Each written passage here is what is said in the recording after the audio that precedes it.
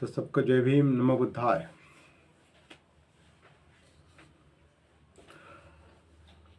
The Buddha and his धम्मा, इसके book 3 और part 1, Buddha और उनका धम्मा, उसका तृतीय कांड और प्रथम भाग। प्रथम भाग का चैप्टर 1 हम आज देखने जा रहे हैं और बहुत ही महत्वपूर्ण पादान पर हम कदम रख रहे हैं। बहुत ही एक तरह का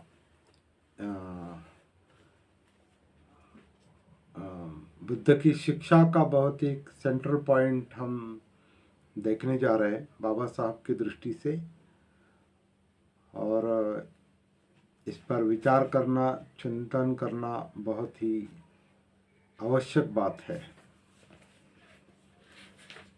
और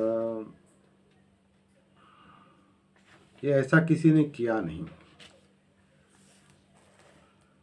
बाबा साहब ने जो बातें रखी है, ये काम किसी ने किया नहीं। और थोड़ा सा परंपरा को एक तरह की चुनौती भी है, खामियां भी दिखाई हैं, अच्छाई भी बताई है, सब कुछ एक साथ है। लेकिन जहाँ हमें लगता है कि परंपरा को थोड़ी चुनौती दी है, इसलिए बाबा साहब के इस ग्रंथ पर बौद्ध विद्वानों ने अपना मत नहीं रखा है। उस दौरान जब बाबा साहब ये चाहते थे, बाबा साहब ने ये इसका जो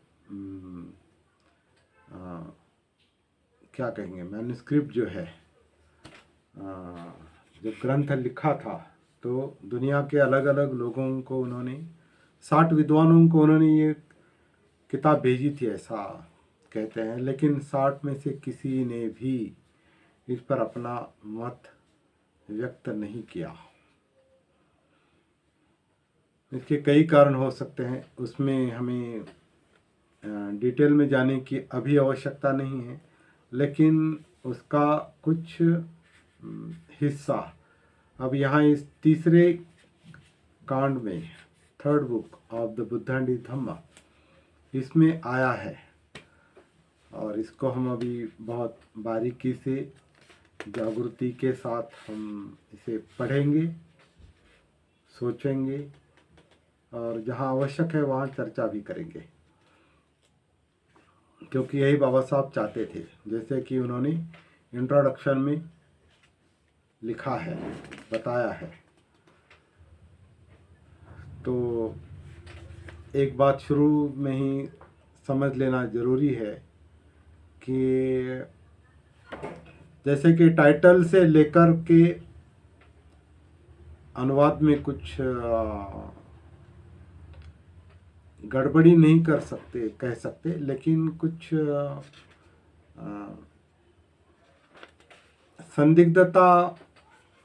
संदिग्धता भी नहीं कह सकते, क्या कह सकते पता नहीं। लेकिन मूल अनुवाद को लेकर भंते आनंद कौशल्यायन जी ने उसको नहीं रखा है। मूल शब्दों को सही अनुवाद जो चाहिए था वो नहीं किया है। जैसे कि हम पहले से ही कहते आए हैं कि द बुद्ध एंड हिज धम्मा, ऐसा बाबा साहब ने अगर कहा है तो हमें ये कहने की कोई आवश्यकता नहीं। भगवान बुद्ध और उनका धर्म, बाबा साहब ने स्पष्ट रूप से कहा है द बुद्ध मतलब सिद्धार्थ गौतम बुद्ध, क्योंकि वो सिद्धार्थ गौतम बुद्ध के बारे में ही बात कर रहे हैं। सिद्धार्थ गौतम बुद्ध का ही चरित्र और शिक्षा ये लोगों के सामने रखने के लिए उन्होंने ये किताब लिखी है। तो उसको भगवान बुद्ध कहने की कोई आवश्यकता नहीं, केवल बुद्ध कह सकते थे या सिद्धार्थ गौतम भी कह सकते थे, सिद्धार्थ गौतम बुद्ध, या केवल बुद्ध और उनका धम्म कहना चाहिए था। यहाँ धर्म किया है। अभी जिस कांड को हम तृतीय खंड को हम देखने जा रहे हैं, बुक 3, उसमें भी कुछ ऐसी गलतियाँ हुई है। ये पहले शुरू से ही समझ लेना आवश्यक है। अभी बाबा साहब ने अंग्रेजी में जो लिखा है वो थोड़ा हम पढ़ते हैं, जो लोग अंग्रेजी जानते हैं उनके लिए। व्हाट द बुद्ध टॉट, उसमें 5 खंड किए हैं, उसके 5 पार्ट किए हैं, 5 भाग किए हैं। पार्ट 1 में है his place in his Dhamma. Part 2 different views of the Buddha's Dhamma. Part 3 what is Dhamma. Part 4 what is not Dhamma. Part 5 what is Saddhamma. तो बहुत इम्पोर्टेंट क्लासिफिकेशन इसमें दिया है। ये 5 पार्ट जो है वो हम इस ग्रंथ की सेंट्रल टीचिंग कह सकते हैं, सेंट्रल पार्ट कह सकते, क्योंकि उसमें धम्म, सद्धम्म, अधम, सद्धम, धम्म, अधम्म और सद्धम्म, इस तरह का वर्गीकरण किया है। और अधम्म भी नहीं कह सकते। व्हाट इज धम्म, धम्म क्या है, और व्हाट इज नॉट धम्म, धम्म क्या नहीं है, और व्हाट इज सद्धम्म, सद्धम्म क्या है। इस तरह के चैप्टर इसमें दिए है। बहुत इम्पोर्टेंट बात कही है। So his place in his Dhamma में, the Buddha claimed no place for himself in his own Dhamma. The Buddha did not promise to give salvation. He said he was Margdata, wayfinder, and not Mokshadata, giver of salvation. The Buddha did not claim any divinity for himself or for his Dhamma. It was discovered by man for man. It was not a revelation. इस तरह का ये part 1 का पहला हिस्सा है। इसको हम अभी हिंदी में देखेंगे, और हिंदी में देखते समय हम शब्दों को थोड़ा बारीकी से पढ़ेंगे। तो तृतीय कांड या तृतीय खंड का पहला भाग, टाइटल है धर्म में भगवान बुद्ध का अपना स्थान। यहाँ पर भी वही गलती हो गई है कि हिज प्लेस इन हिज धम्मा। सरल बात है, हिज प्लेस इन हिज धम्मा। तो धम्म में बुद्ध का स्थान, धम्म में बुद्ध का अपना स्थान, धर्म में भगवान बुद्ध का अपना स्थान, ये अनुवाद जो है ये सही ठीक नहीं लगता। लेकिन अभी जहाँ जहाँ हम पढ़ेंगे, वहाँ जहाँ जहाँ बुद्ध के संबंध में धम्म की बात आएगी या वहाँ धर्म शब्द इस्तेमाल किया है, कहीं भी धम्म शब्द इस्तेमाल नहीं किया।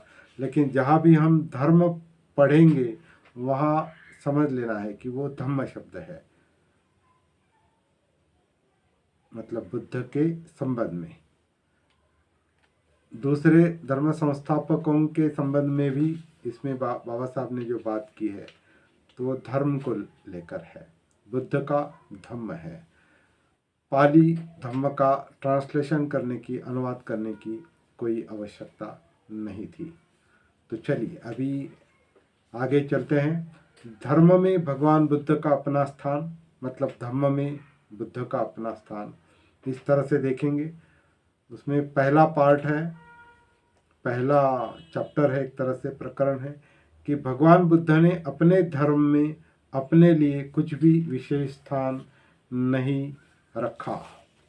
तो मूल अंग्रेजी जो है, the Buddha claim no place for himself in his own धम्मा।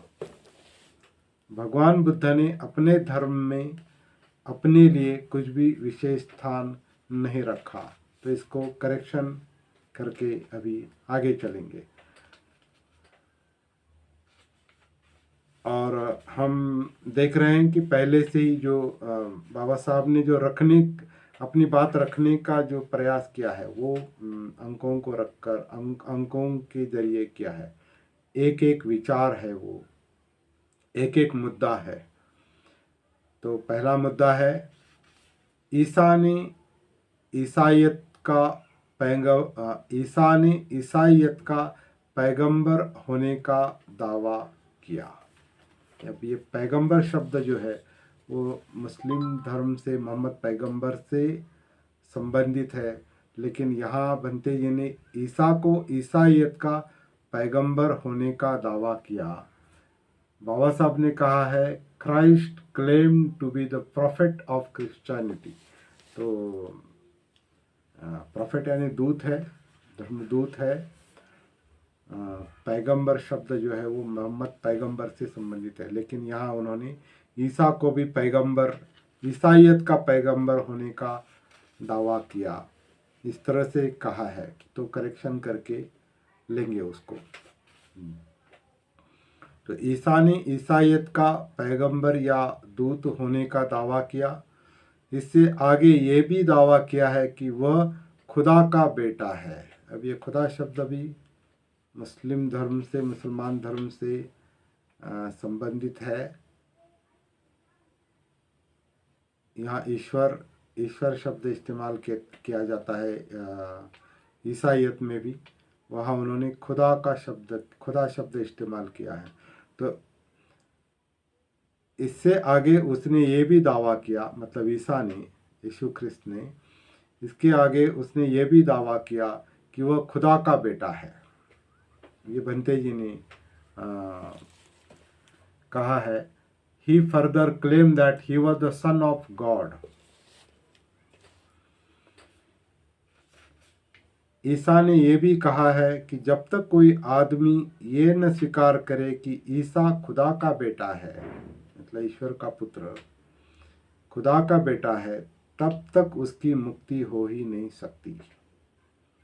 इस प्रकार ईसा ने किसी भी ईसाई की मुक्ति के लिए अपने आप को ईश्वर का पैगंबर और बेटा मानने की अनिवार्य शर्त रखकर ईसाइयत में अपने लिए एक खास स्थान सुरक्षित किया है।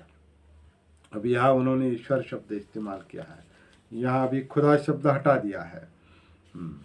तो मूल जो है, the Christ secured a place for himself by making the salvation of the Christian depend upon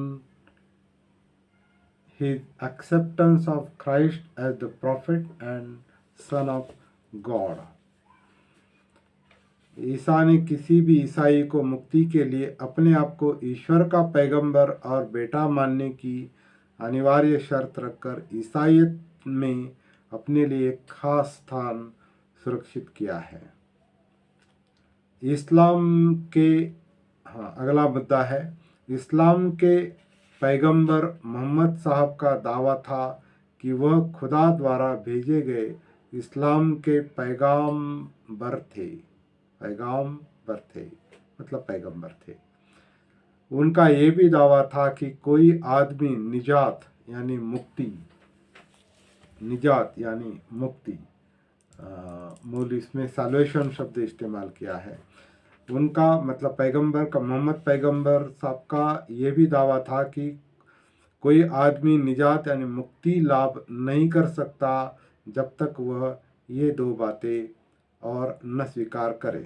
कौन सी दो बातें? जो इस्लाम में रहकर मुक्ति लाभ करना चाहता हो उसे ये स्वीकार करना होगा कि मोहम्मद साहब खुदा के पैगंबर हैं। जो इस्लाम में रहकर मुक्ति लाभ करना चाहता हो उसे आगे ये भी स्वीकार करना होगा कि मोहम्मद साहब खुदा के आखिरी पैगंबर थे। इस प्रकार इस्लाम में मुक्ति केवल उन्हीं के लिए संभव है जो ऊपर दो बातें स्वीकार करें। इस तरह मोहम्मद साहब ने किसी भी मुसलमान की मुक्ति अपने को खुदा का पैगंबर मानने की अनिवार्य शर्त पर निर्भर करके अपने लिए इस्लाम में एक खास स्थान सुरक्षित किया है। मतलब ईसा ने ईसाइयत में अपना खास स्थान सुरक्षित किया है। मोहम्मद पैगंबर साहब ने इस्लाम में अपना खास स्थान सुरक्षित किया है। आगे बाबा साहब कहते हैं, भगवान बुद्ध ने कभी कोई ऐसी शर्त नहीं रखी। यहाँ भी उसका मूल वाक्य है, no such condition was ever made by the Buddha. मतलब बुद्ध ने ऐसी कोई शर्त नहीं रखी थी। उन्होंने शुद्धोदन और महामाया का प्राकृतिक पुत्र होने के अतिरिक्त कभी कोई दूसरा दावा नहीं किया। उन्होंने ईसा मसीह या मोहम्मद साहब की तरह की शर्तें लगाकर अपने धर्म शासन में अपने लिए कोई स्थान सुरक्षित नहीं रखा। He carved for himself no place in his religion by laying down any such conditions regarding himself for salvation as Jesus and Muhammad did. तो यही कारण है कोई सुरक्षित स्थान नहीं रखा बुद्ध ने अपने लिए धम्म में। यही बाबा साहब कहते हैं कि यही कारण है कि इतना वांग में रहते हुए भी हमें बुद्ध के व्यक्तिगत जीवन के बारे में इतनी कम जानकारी है। और यही चिंता उन्होंने बुद्ध एंड इस धम्म के इंट्रोडक्शन में बताई है कि बुद्ध का चरित्र जो है वो ठीक तरह से हमारे सामने नहीं आया है। जैसा ज्ञात है कि भगवान बुद्ध के जैसा ज्ञात है कि बुद्ध के महापरिनिर्वाण के अनंतर राजगृह में प्रथम संगीति, भंते जी ने कॉन्फ्रेंस में ब्रैकेट में कॉन्फ्रेंस शब्द लिखा है, प्रथम संगीति हुई थी। जैसा कि ज्ञात है भगवान बुद्ध के महापरिनिर्वाण के अनंतर राजगृह में प्रथम संगीति हुई थी। यहाँ कॉन्फ्रेंस शब्द इस्तेमाल नहीं किया है, उन्होंने कांग्रीगेशन शब्द इस्तेमाल किया है। कांग्रीगेशन, एकत्रित आए थे, तो उसको अभी रूढ़ शब्द संगीति है, इसलिए उन्होंने संगीति शब्द इस्तेमाल किया है। एक सभा हुई थी और उस सभा के अध्यक्ष महाकाश्यप थे। आनंद, उपाली और अन्य दूसरे लोग जो कपिल वस्तु के ही थे और जो जहाँ जहाँ बुद्ध गए पाया हर जगह उनके साथ थे, घूमे और मृत्यु पर्यंत उनके साथ रहे, वहाँ उपस्थित थे। मतलब आनंद और उपाली। लेकिन अध्यक्ष महाकाश्यप ने क्या किया? उन्होंने आनंद को धर्म का संगायन करने के लिए कहा। मूल अंग्रेजी में बाबा साहब ने कहा है, देयर आफ्टर ही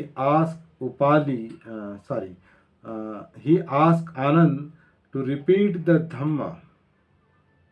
धर्म का संगायन, इस तरह से उसका अनुवाद नहीं हो सकता।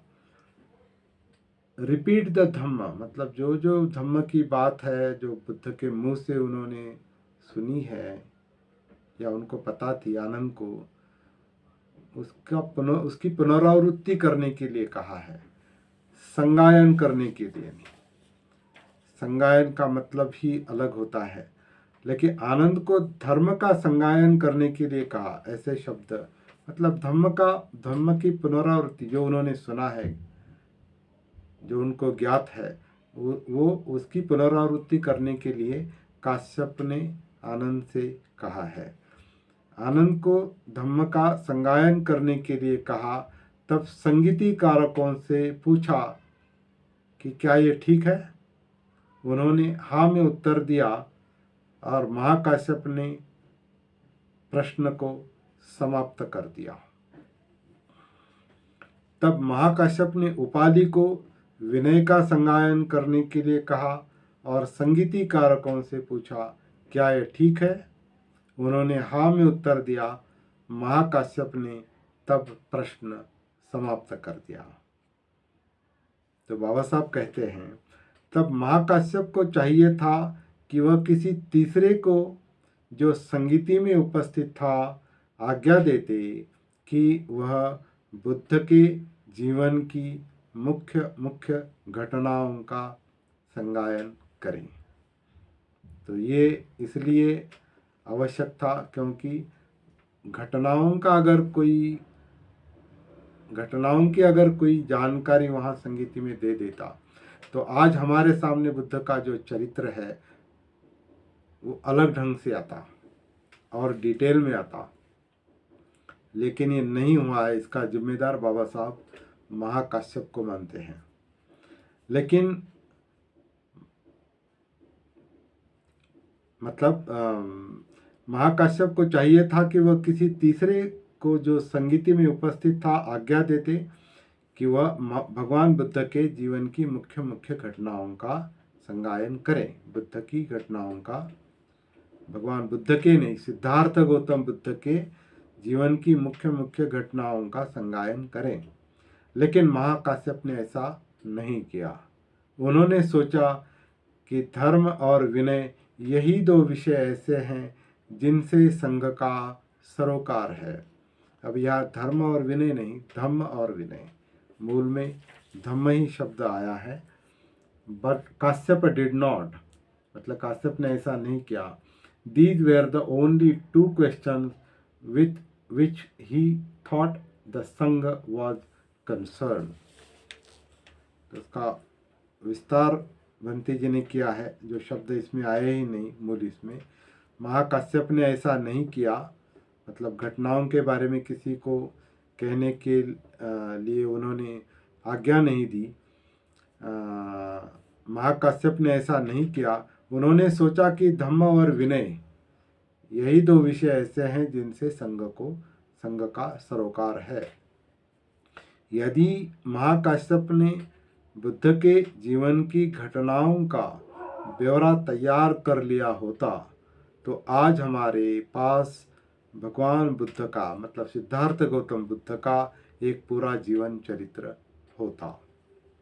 तो यही मेन बात है जो उन्होंने द बुद्ध एंड हिज धम्म के इंट्रोडक्शन में बताई है कि चरित्र हमारे सामने, बुद्ध का चरित्र, मतलब सिद्धार्थ गौतम बुद्ध का चरित्र और उनकी शिक्षा हमारे सामने ठीक तरह से नहीं आई है, पजलिंग है और बैफलिंग है। इस तरह के शब्द उन्होंने इस्तेमाल किए हैं।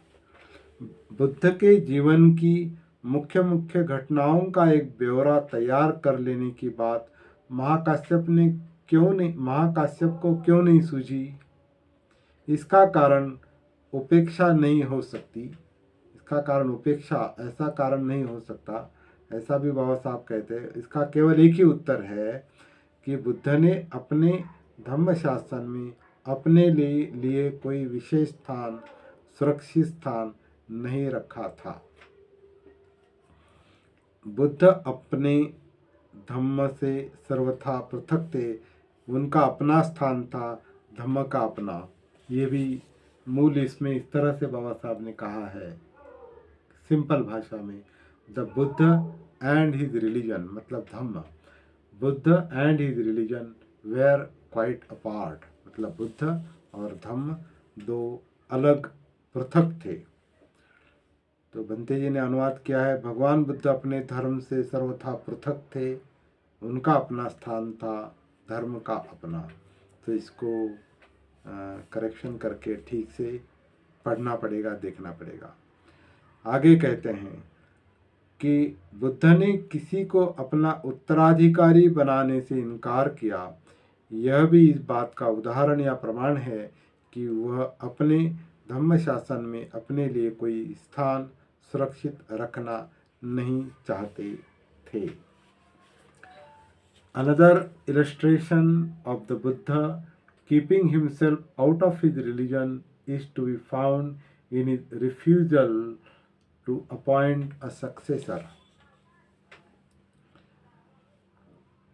भगवान बुद्ध ने किसी को अपना उत्तराधिकारी बनाने से इनकार किया, यह भी इस बात का उदाहरण या प्रमाण है कि वो अपने धर्म शासन में अपने लिए कोई स्थान सुरक्षित रखना नहीं चाहते थे।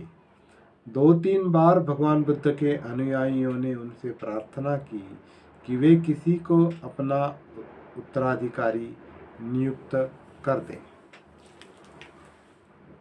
Twice or thrice the Buddha was requested by his followers to appoint a successor. 2-3 बार बुद्ध के अनुयायियों ने उनसे प्रार्थना की कि वे अपना उत्तराधिकारी नियुक्त कर दें।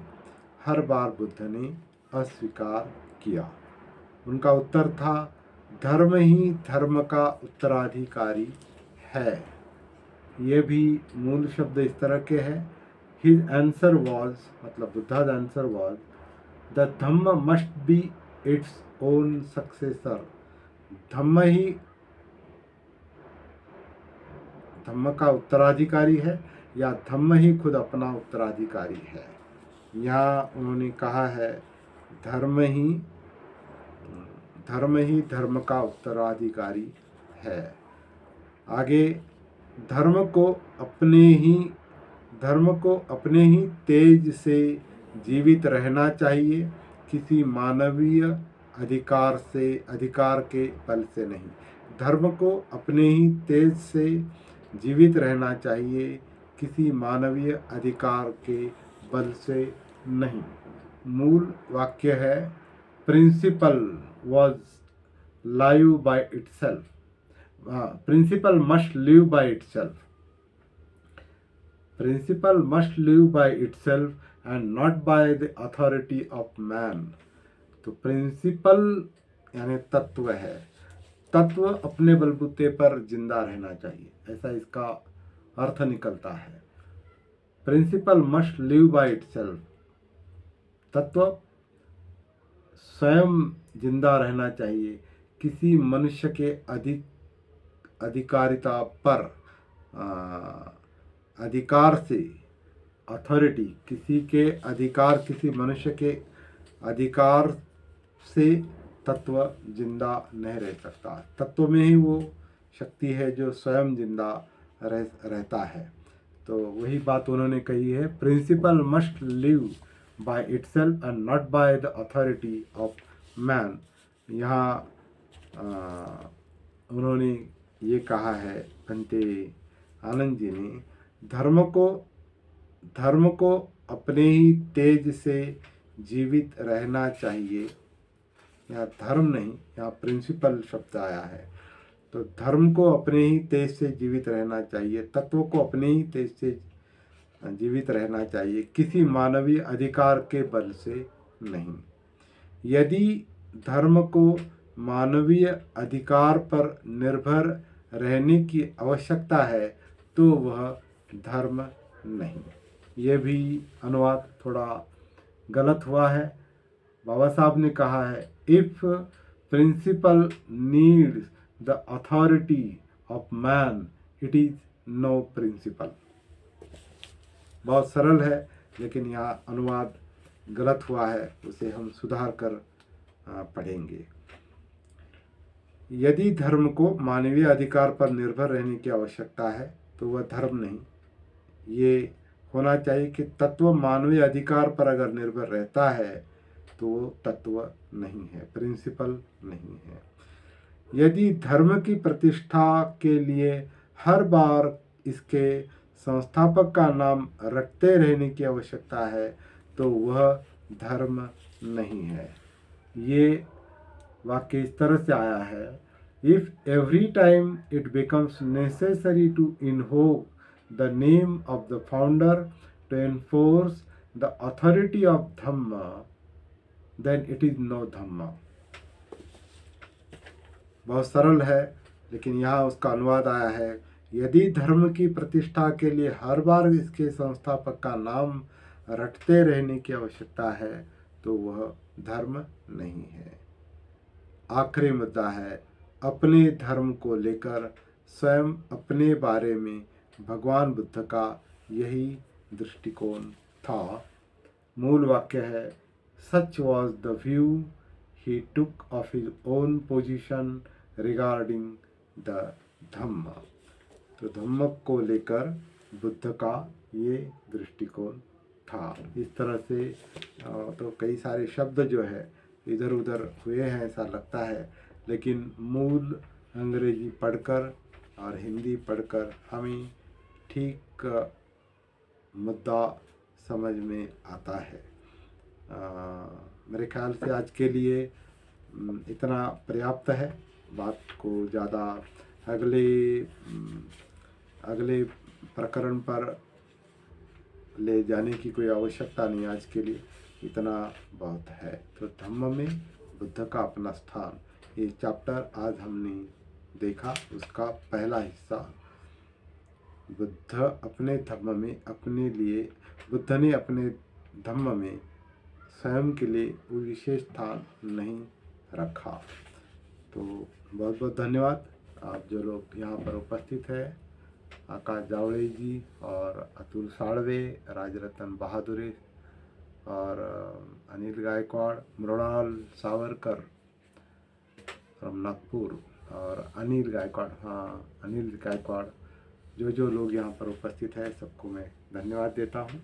और अपने मत आप फेसबुक पर लिख सकते हैं या व्हाट्सएप पर लिख सकते हैं या फ़ोन करके बता सकते हैं कि इस तरह की जो चर्चा चल रही है ये उचित है या नहीं। सबको जय भीम, नमो बुद्धाय।